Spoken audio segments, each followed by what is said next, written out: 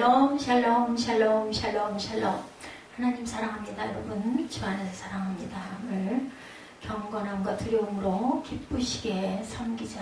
기쁘시게 하나님을 섬겨야 하겠죠. 히브리서 12장 28-9절 말씀 중심으로 함께 은혜를 나누도록 합니다. 10장 28절 29절 보니까 그러므로 우리가 흔들리지 않는 나라를 받았죠. 예, 은혜를 받자. 이로 말미암아 경건함과 두려움으로 하나님을 기쁘시게 섬길지니 우리 하나님은 소매라는 불이십니다. 모든 것을 태워 없애버리는 불이시기도 하죠. 로마서 14장 8절과 고린도 후서 5장 8절에서 10절입니다. 우리 고린도 후서 5장 8절에서 10절 한번 볼까요? 뭐라고 말씀하셨는지. 고린도 후서 5장 8절에서 10절. 똑똑합니다. 5장 8절에서 10절. 우리가 담대하여 원하는 바는 차라리 몸을 떠나 주와 함께 있는 그것이라. 그런즉 우리는 몸으로 있든지 떠나 있든지 주를 기쁘시게 하는 자가 되기를 힘쓰노라. 이는 우리가 다 반드시 그리스도의 심판대 앞에 나타나게 되어 각각 선악간의 그 몸으로 행한 것을 따라 받으려 합니다. 아멘. 네. 로마서 14장 18절. 로마서 14장 18절도 한번 보죠.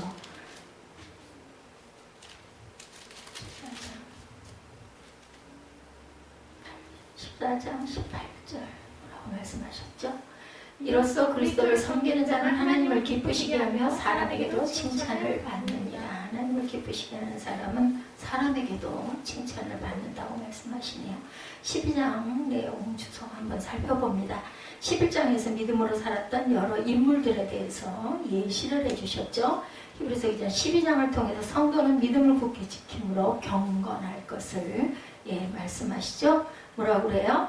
은혜를 받자. 경건함과 두려움으로 하나님을 기쁘시게 섬기자라고 말씀합니다. 그리스도인은 어떻게 믿음 생활을 할 것인가에 대해서 경건함으로 두려움으로 경건하고 두려움으로 아주 조심스럽게 하나님을 경외하면서 또 두려움과 떨림을 가지고 우리가 뭔가를 아주 열심히 사모하면 떨리기도 하죠. 이런 마음으로 하나님을 기쁘시게 하고 섬기자. 신앙의 경주를 해야 되겠다. 1절에 보면 우리 이제 1절부터 살핍니다. 이러므로 우리에게 구름같이 둘러싼 커다란 증인들이 있으니 12장 1절입니다. 모든 무거운 것과 얽매이기 쉬운 죄를 벗어버리고 인내로서 우리 앞에 당한 경주 달리기를 해요. 인내로 결승점에 이르기까지 우리가 인내해야 되죠. 뭐 단거리 100m도 뭐 사실은 힘들어요. 나중에 보면 막 숨이 차고 이래도 우리는 인내해야 됩니다. 결승점에 이르기까지는 짧은 거리든 긴 거리든 일단은 경주를 하는 거는 인내가 필요합니다. 우리 인생은 경주하는 것 같고 경주하는 자에게는 무엇이 필요하다? 훈련이 항상 필요하다. 우리가 예배도 마찬가지예요. 기도도 마찬가지입니다. 훈련해야 됩니다.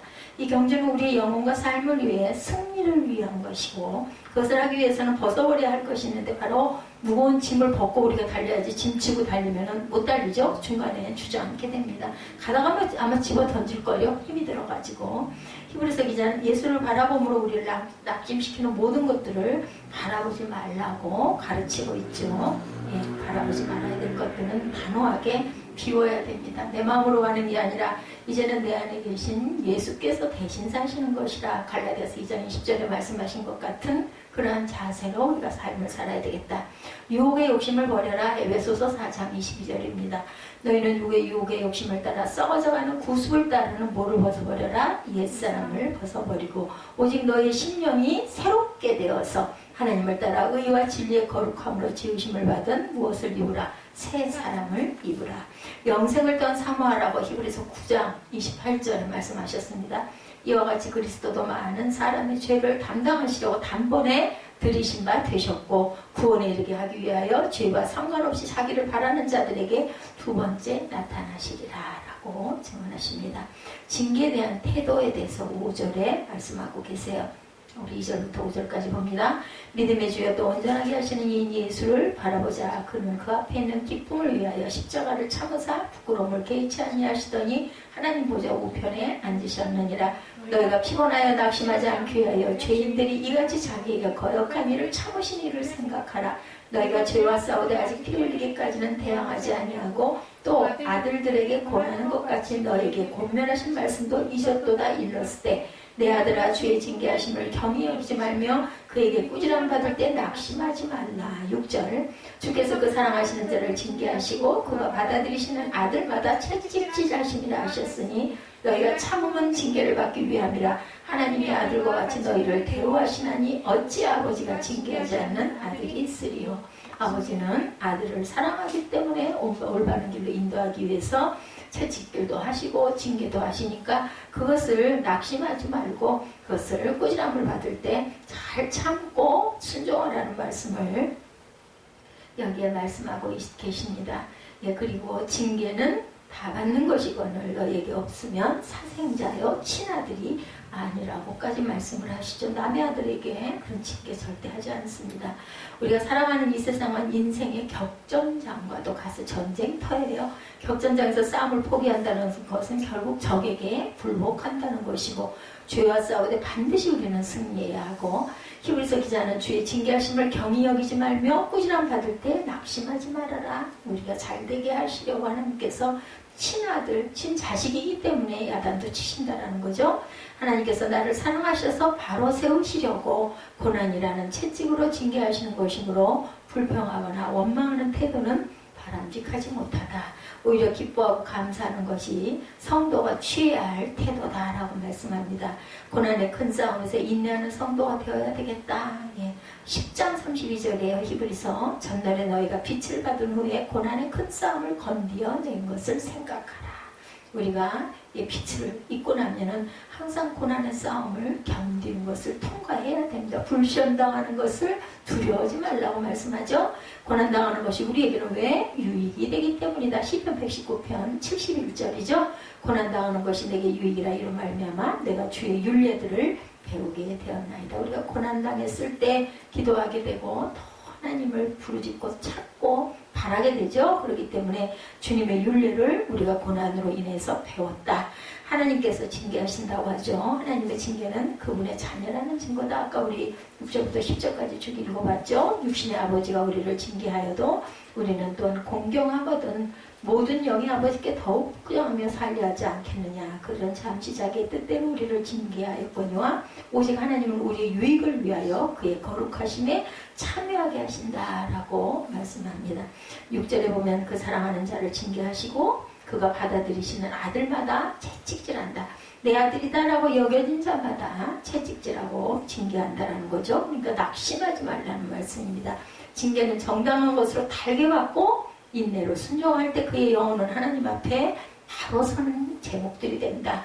우리를 지으신 분께서 우리를 가장 잘 알고 계시고 우리의 유익을 위해서 무엇이 우리에게 필요한지도 아시죠. 하나님께서는 당신의 사랑하는 자녀들의 잘못된 면을 징계를 통해 고치시기도 하시고 훈련시키기 위해서도 고난을 주신다고 7, 8절에 증거합니다. 징계를 싫어하는 자는 짐승과 같다라고 오죽하는 잠언 12장 1절에 증거합니다.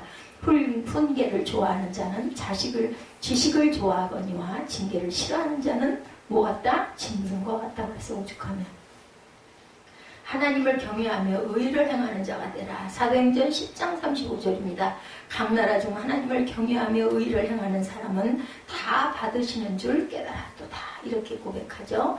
징계의 목적은 뭐라고요? 거룩하심에 참여하게 합니다. 10절에 잠시 자기의 뜻대로 우리를 징계하였거니와 오직 하나님은 우리의 유익을 위하여 그의 거룩하심에 참여하게 하신다. 10절에 그렇게 말씀하고 계시죠.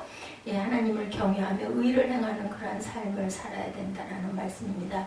죄에서 해방이 된 사람은 자기 지체를 의에게 종으로 되어 거룩함에 이르도록 해야 한다. 의의 종으로 우리를 드려야 되죠. 하나님의 뜻은 우리 모두에게 거룩하게 되는 것이 하나님의 뜻이다. 너희는 거룩하여라. 왜? 내가 거룩하니까 너희 또한 거룩하여라. 육신을 입고 살아가는 우리는 너무 자주 거룩하지 못한 것들과 접촉을 하면서 세상을 살아갑니다. 성경은 그리스도의 몸을 하나님의 성전이라고 가르치시죠. 성도들에게 하나님께서 징계하시는데 이 징계를 통해 성도는 자신의 잘못을 깨닫고 죄와 불의를 멀리하고 거룩하심을 덧입어야 되겠다. 하나님께 거룩하신 것처럼 성도들도 내가 거룩하니 너희도 거룩하라. 우리의 유익을 위해서 가장 귀한 것을 주셨죠. 독생자를 주셨습니다. 하나님이 세상을 어떻게 이처럼 사랑하사 독생자를 주셨으니 이는 그를 믿는 자마다 멸망하지 않고 영생을 얻게 하려 하십니다.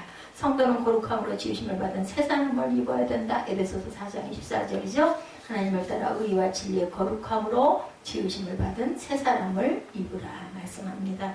의의 열매를 맺어라 11절이죠. 무릇 징계가 당시에는 즐거워 보이지 않고 슬퍼 보이나 후로 그로 말미암아 연단받은 자들은 의와 평강의 열매를 맺느니라.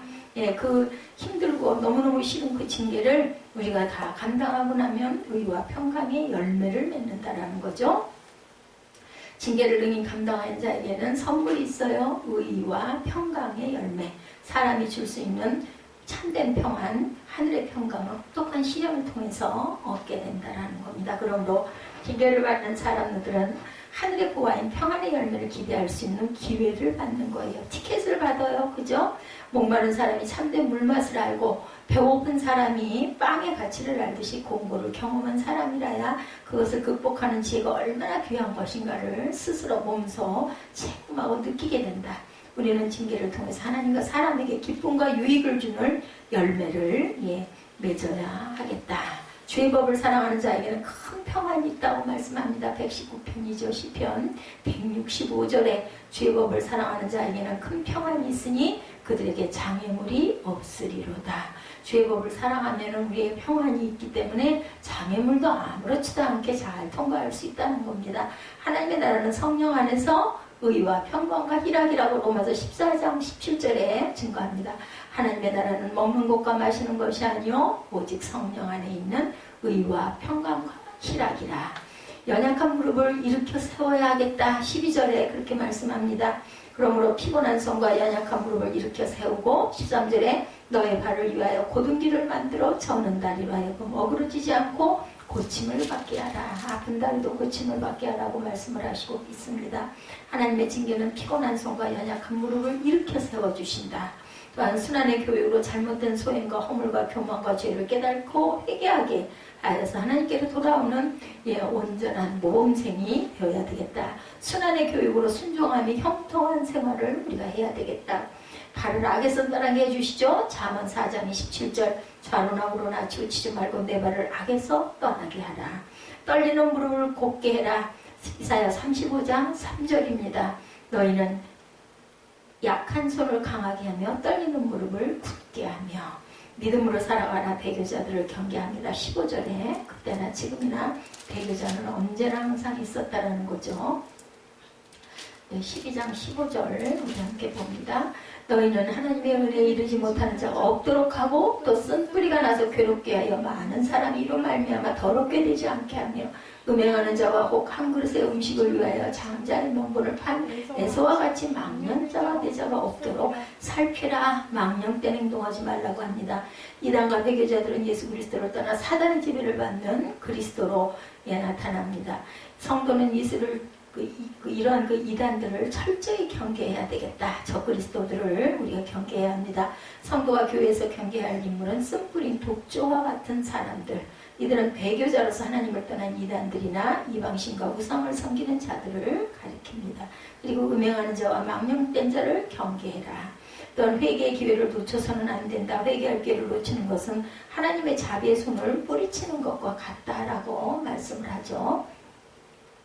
그래서 17절, 16절에도 보면 15절에 너희는 하나님의 은혜에 이르지 못하는 자가 없도록 하고 쓴뿌리가 나서 괴롭게 하여 많은 사람이 이로 말미암아 더럽게 되지 않게 하며 음행하는 자와 혹 한 그릇 음식을 위하여 장자의 명분을 판 에서와 같이 망령된 자가 없도록 살피라. 너희가 아는 바와 같이 그가 그 후에 축복으로 이어받으려고 눈물을 흘리며 구하되 버림바가 되어 회개할 기회를 얻지 못하였느니라.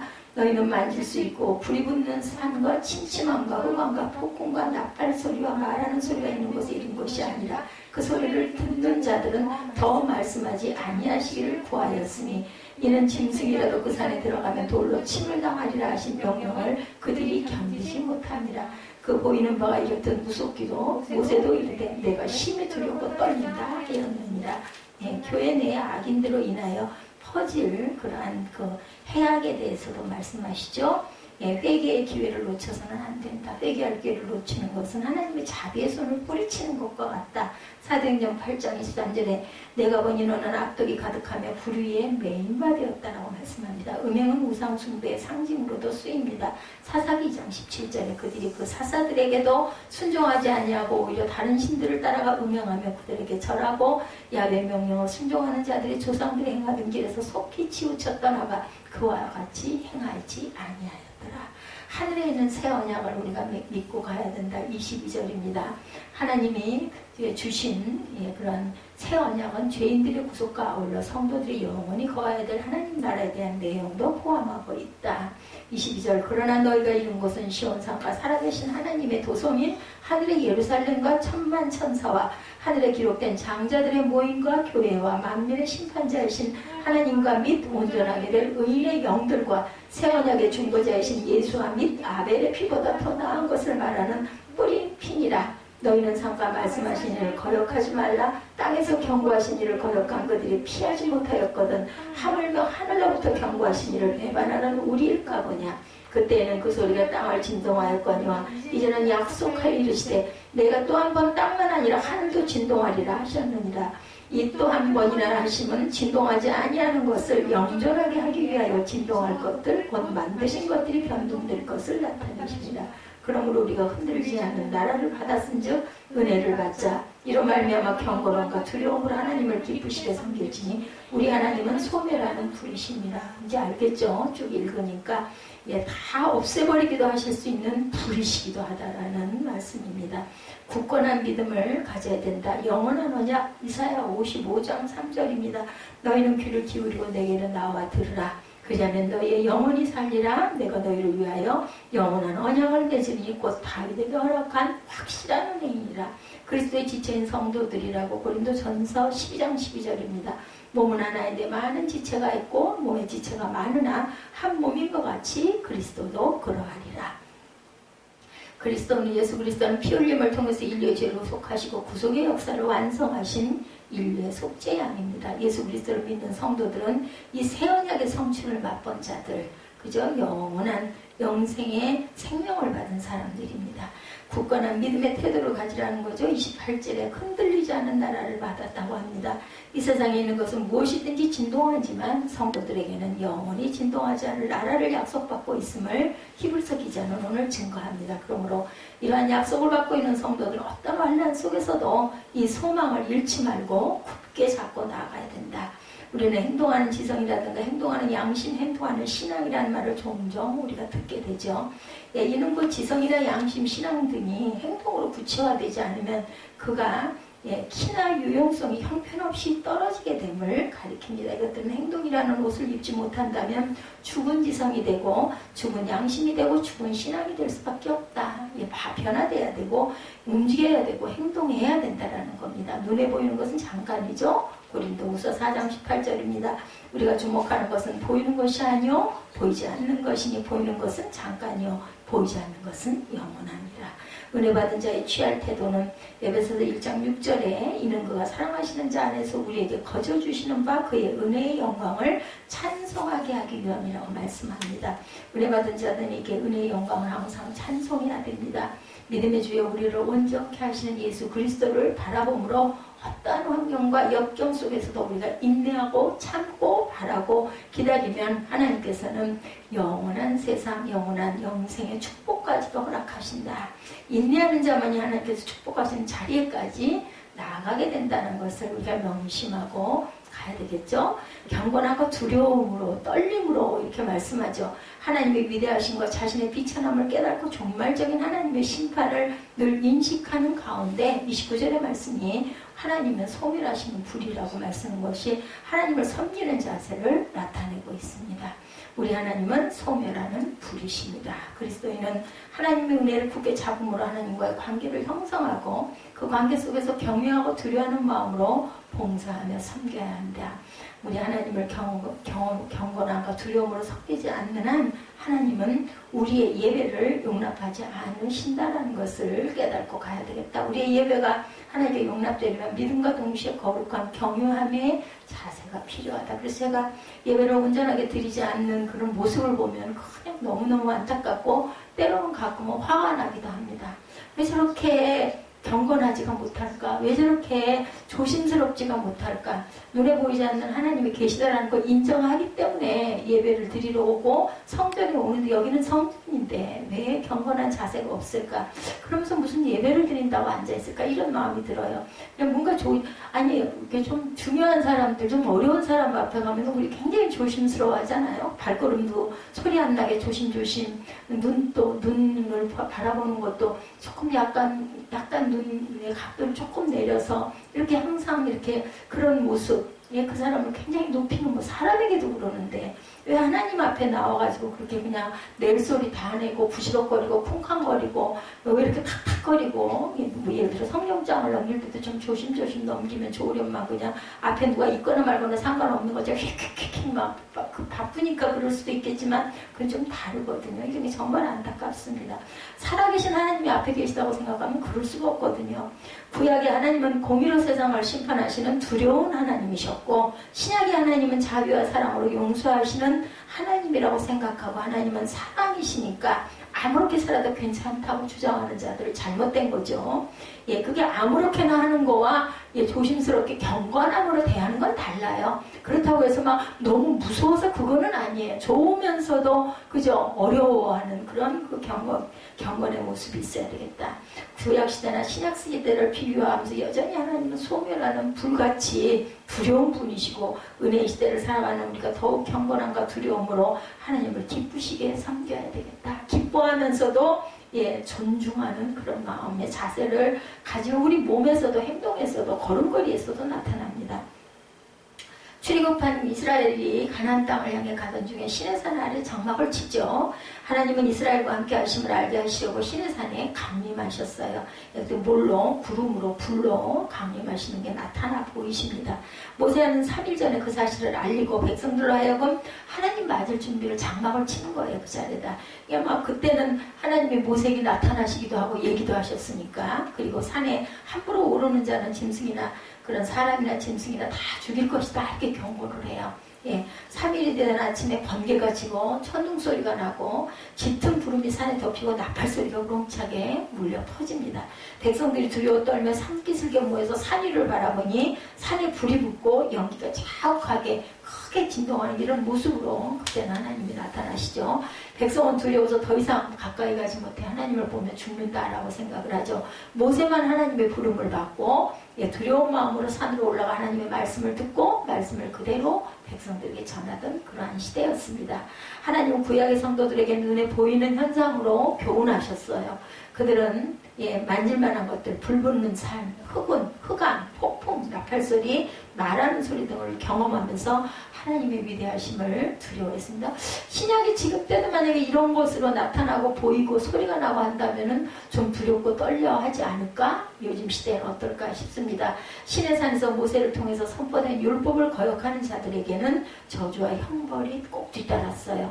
그렇다면 시온산에서 예수 그리스도를 통해서 선포된 은혜의 복음을 거역하는 자는 그러면 어떻게 될까?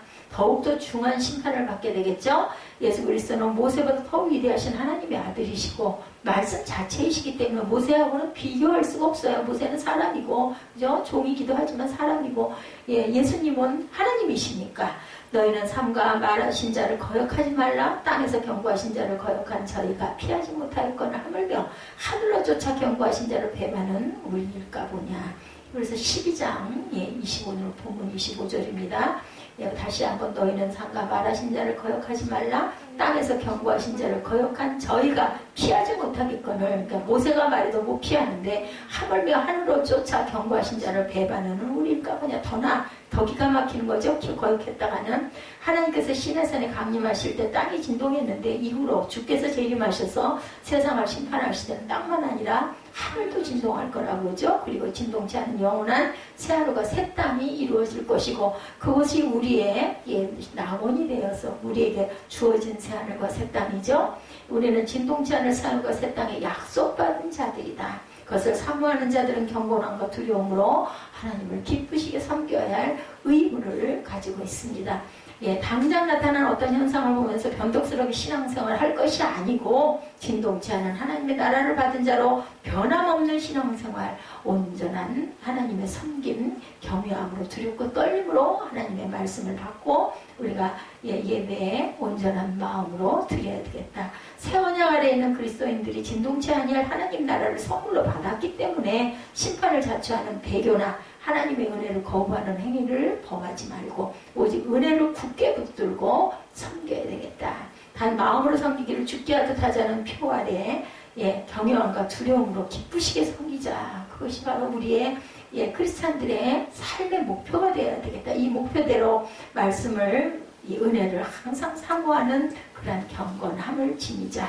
경건함은 하나님에 대한 거룩한 경외심을 나타내죠. 하나님을 섬기되 경휼히 가볍게 여기서는 안 된다. 그렇게 강조합니다. 하나님은 하나님에 대한 경외심 없이 나아갔던 자들을 불살라버리신 적이 있었죠. 레위기 10장 1절에서 10절입니다. 우리 한번 찾아서 읽어볼까요? 좀 길긴 하지만 불살라버린 그런 사건, 소멸하는 불이신 하나님의 사건입니다. 레위기 10장 1절에서 10절입니다.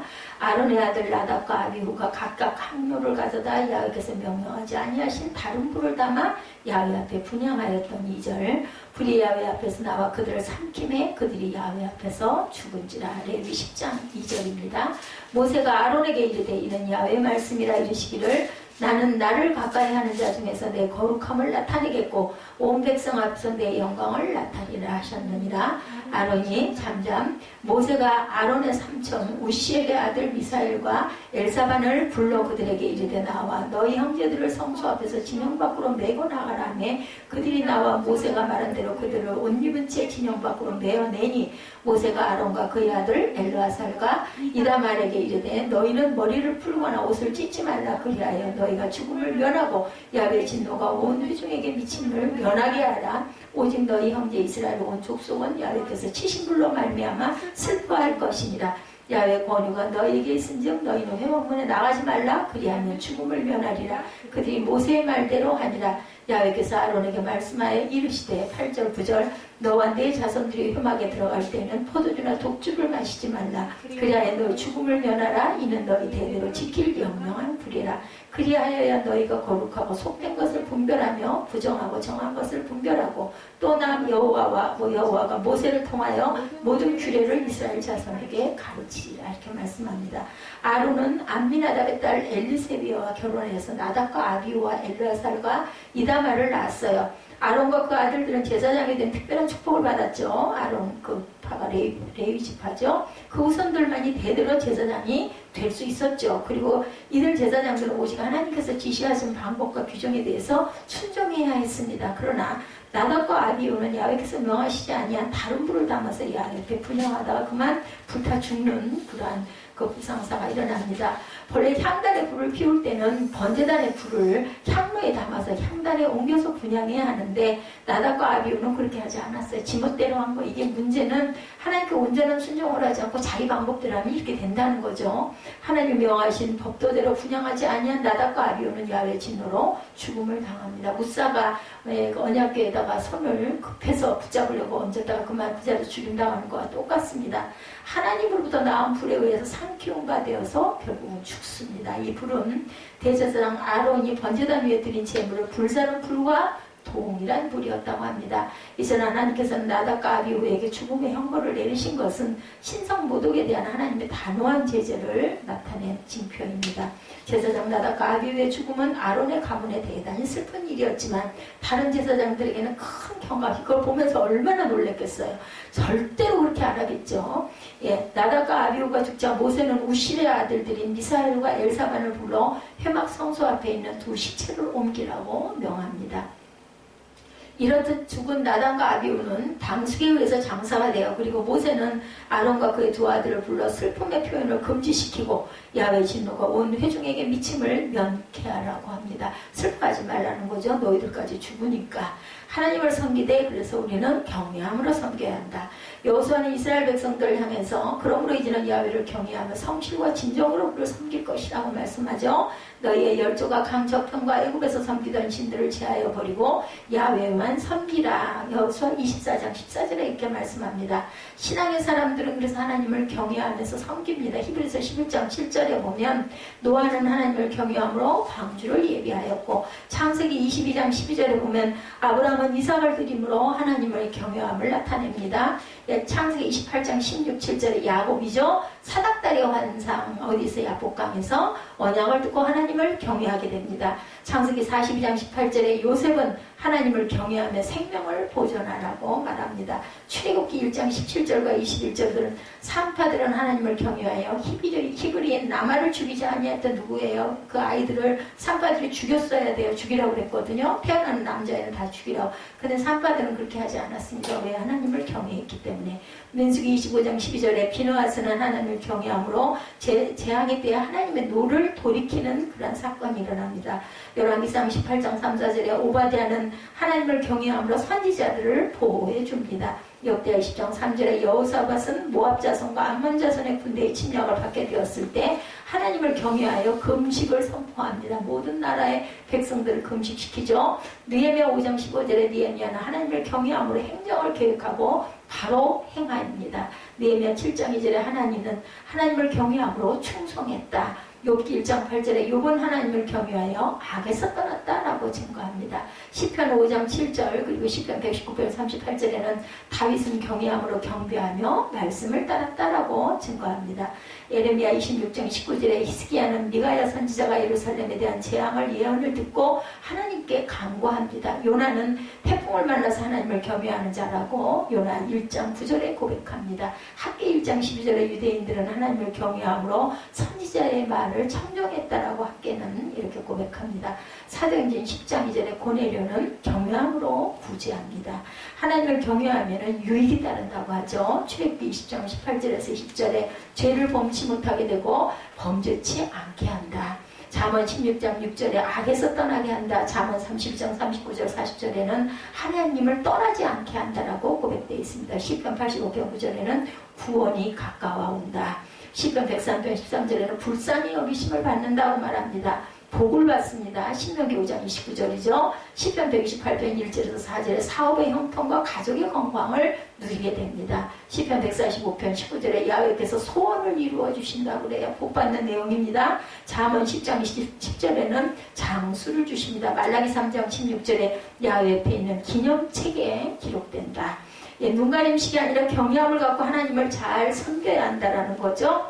예, 그리피스 조는 20년이 넘도록 중국에서 지내면서 젊은 선교사들에게 복음을 전하라. 복음을 전하기 위해서는 서두르지 말고 경건해지도록 힘쓰라는 그러한 말을 자주 했다고 합니다. 1877년 상하이에서 열린 선교회의에서 그는 선교사는 무엇보다도 거룩한 사람이 되어야 한다. 중국 사람들은 선교사들이 거룩한 사람이기를 기대합니다. 이렇게 선포했다고 그래요. 나는 별로 경건하지 않은 채 큰 영적 능력을 발휘할 수 있는 목회자는 한 사람도 없다고 확신합니다. 목회자는 착한 사람이기만 해서는 안 됩니다. 그 지방 사람들이 언어와 학문은 익힐 뿐만 아니라 경건해지기 힘써야 합니다. 이분의 설교 내용이에요. 그리피스 존.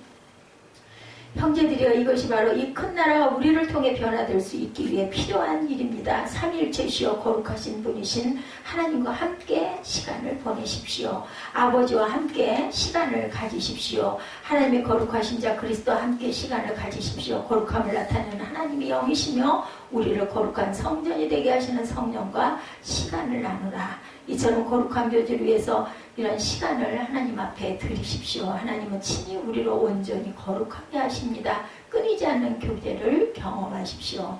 그리스도로 말미암아 우리는 한 성령 안에서 하나님 아버지께 나아감을 얻을 수 없습니다 라고 이렇게 항상 설교했다고 합니다. 그래서 경건함으로 섬기는 저희 모두가 돼야 되겠죠. 두려움은 존중하는 마음이기도 하죠.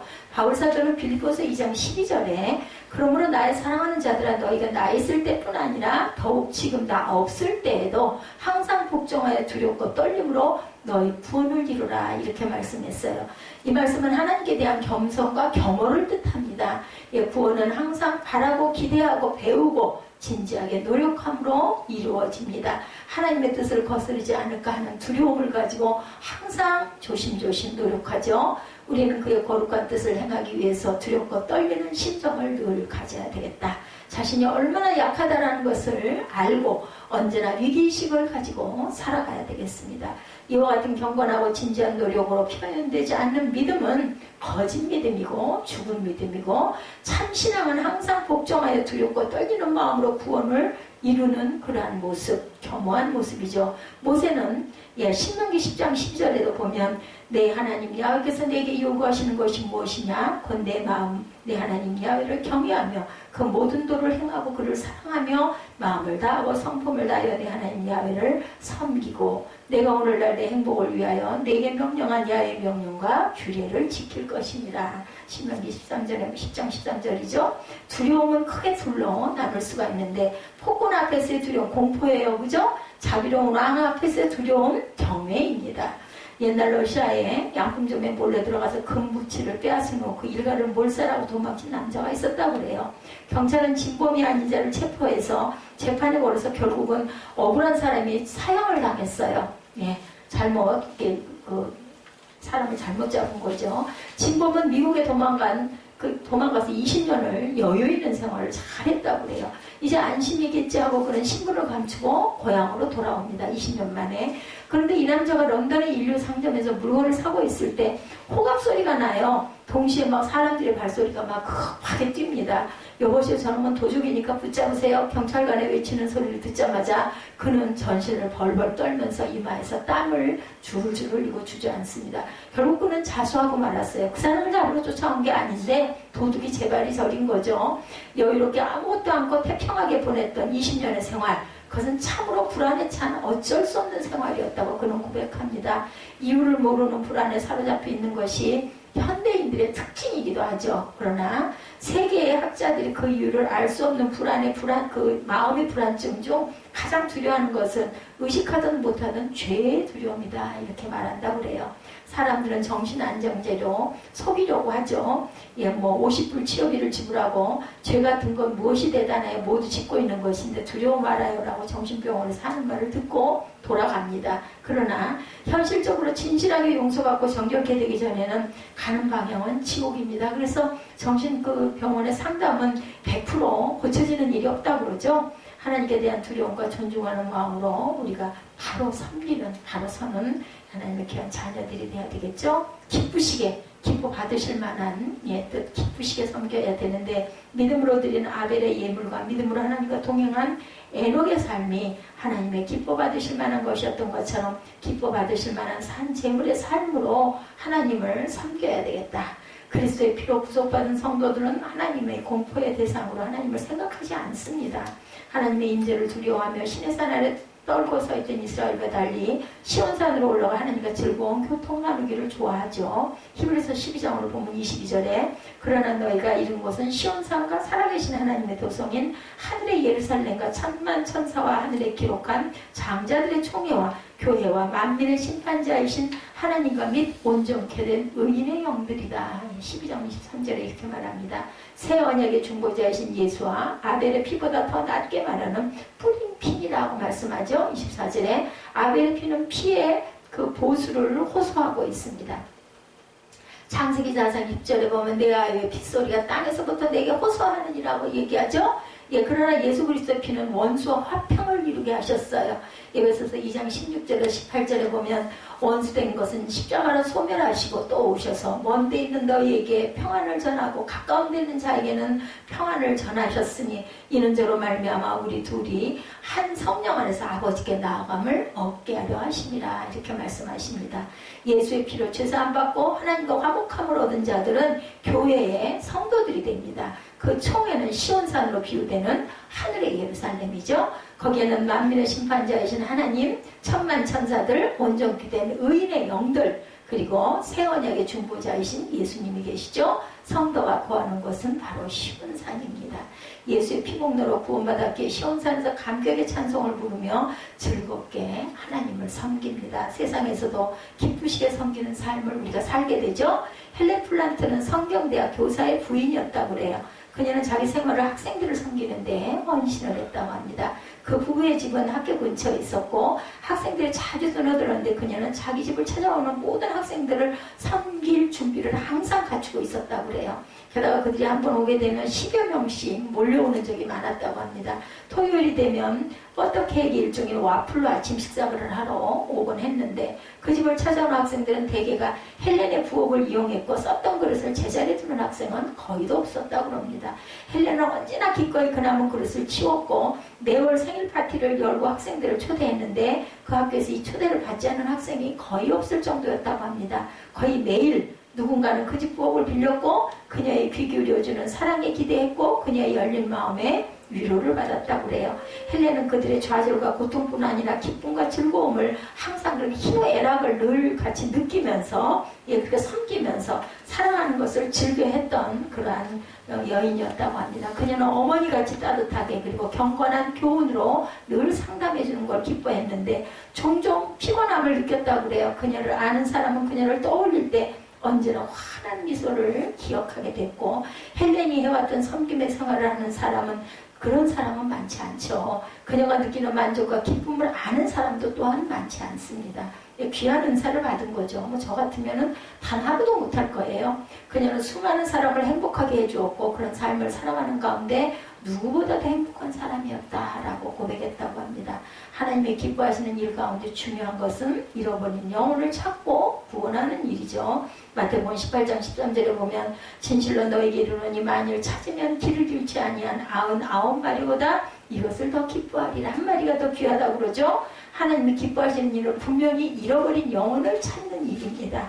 주님께서 이를 위해서 인간을 입으시고 오셨고 십자가에 죽으셨고 다시 살아나시고 하늘로 올라가시면서 그러므로 너희는 가서 모든 족속으로 제자를 삼아 아버지와 아들과 성령의 이름으로 세례를 주고 내가 너에게 분부한 모든 것을 가르쳐 지키게 하라. 내가 세상 끝날까지 너희와 항상 함께 있으리라. 이 마태복음 28장 18절에서 20절까지 말씀이죠. 수십만 명이 죽게로 인도한 19세기 미국의 부흥사 무디 아시죠? 아주 그냥 하루 한 사람 꼭 전도하겠다는 원칙을 세웠대요, 이분은. 근데 하루는 아무에게도 전도를 못했다고 합니다. 매일매일 한 사람 이상을 했는데. 그래, 마음이 불편했어요. 그날 밤 잠자리에 들으시나 책임을 완수하지 못해가지고 자책이 들어서 잠이 오질 않았다고 그래. 다시 옷을 입고 거리로 나갔다고 합니다. 밤중에 거리에 나가서 전도 대상자를 만나기가 어렵죠. 만난 사람이 누구였냐면 술주정뱅이였다고 그래요. 그는 다짜고짜로 예수를 아시나요? 하고 물어봤다고 합니다. 그 술주정뱅이로 화를 벌컥 내면서 그래서 결국은 쫓겨서 오다시피 집으로 돌아왔는데 그 3개월이 지나 누군가가 문 놓고 하는 소리가 들려서 나가서 문을 열어봤더니 3개월 전에 만났던 그 술주정뱅이가 거기 서 있더래요. 그가 고백합니다. 그날 밤 예수를 아시나요? 하는 말을 듣고 막 엄청 화가 났대요. 근데 그 후 그 말이 귓전에서 맹맹 돌고 떠나질 않아서 결국은 예수를 믿기로 했다. 이렇게 고백을 하더라고 그래요. 예화뱅크, 무디의 예화뱅크에 나와 있는 그런 간증입니다. 잃어버린 영혼을 찾아 생명을 찾아주는 일이 하나님을 기쁘시게 하는 일이다. 그분은, 무디는 그날 못한 그 분량을 나가가지고 그 화를 내는 바람에 쫓겨서 도망을 오기는 했지만 나중에 보니까 결국 그 사람도 영혼이 구원을 받죠. 경건과 두려움으로 하나님을 기쁘시게 섬기는 저와 여러분이 되시기를 주님의 이름으로 축복합니다.